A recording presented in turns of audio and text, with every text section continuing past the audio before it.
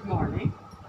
मैं Preeti Awasthi, lecture commerce, government girls higher secondary school Nipani Balod से। आज मैं आपको व्यावसायिक अध्ययन के अंतर्गत पाठ नंबर 2 में प्रबंध के सिद्धांत पाठ पढ़ाने जा रही हूँ। इसमें आज हम पढ़ेंगे टेलर और फ्यूल के प्रबंध के सिद्धांत के दृष्टिकोण में क्या समानताएं थी और क्या असमानताएं थी। तो पहले मैं आपको पढ़ाऊंगी टेलर और फ्यूल के प्रबंधकीय दृष्टिकोण में क्या समानताएं थी। तो पहला पॉइंट ये आएगा कि टेलर और फ्यूल दोनों ही की कोशिश थी कि वह प्रबंध की दशाओं में सुधार ला सके। दूसरा पॉइंट ये है कि दोनों ही प्रबंध के मानवीय दृष्टिकोण के समर्थक थे। तीसरा पॉइंट ये है कि दोनों का ही जन्म ईस्वी 1841 से 1925वीं ईस्वी के बीच के दोनों ही इंजीनियर थे, दोनों ही उस बीच के प्रबंध के विशेषज्ञ थे।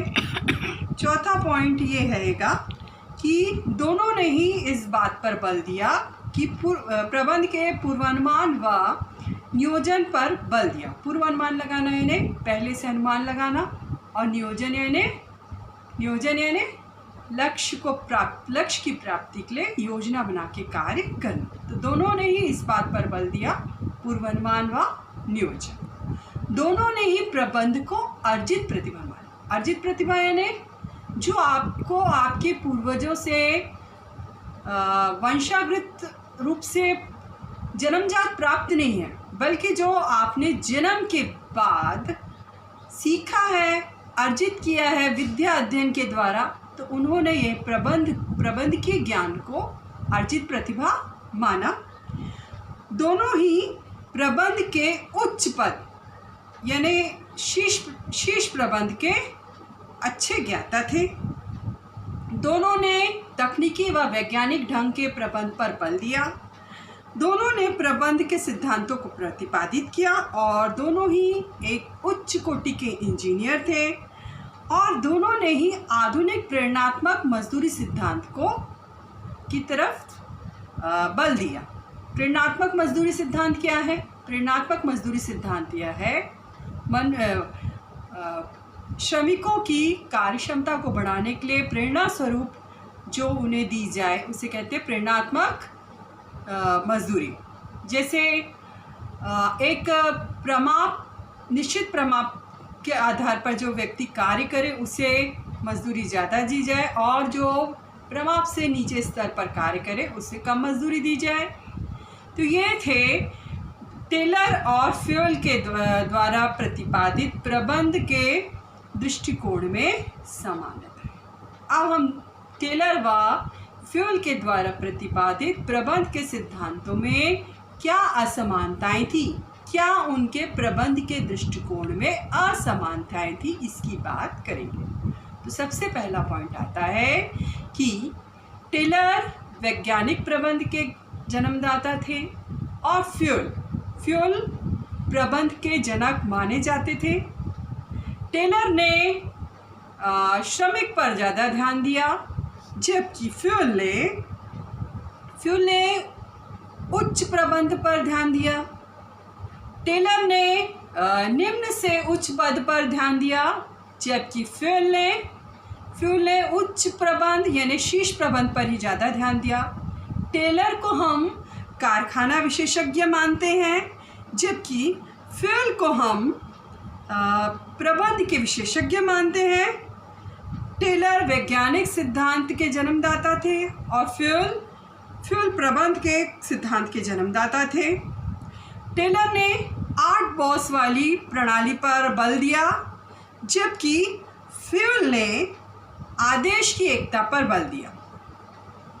8 बॉस वाली प्रणाली मैंने पूर्व में ही आपको पढ़ाया है क्रियात्मक प्रबंध के अंतर्गत।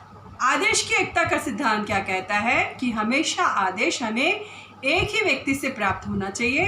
अगर विभिन्न व्यक्ति हमें आदेश देने लगेंगे तो क्या होगा, हम कंफ्यूज हो जाएंगे, असमंजस में पड़ जाएंगे। तो फ्यूल ने आदेश की एकता पर ध्यान दिया और इस हेतु उन्होंने रेखा संगठन को उपयुक्त बताया।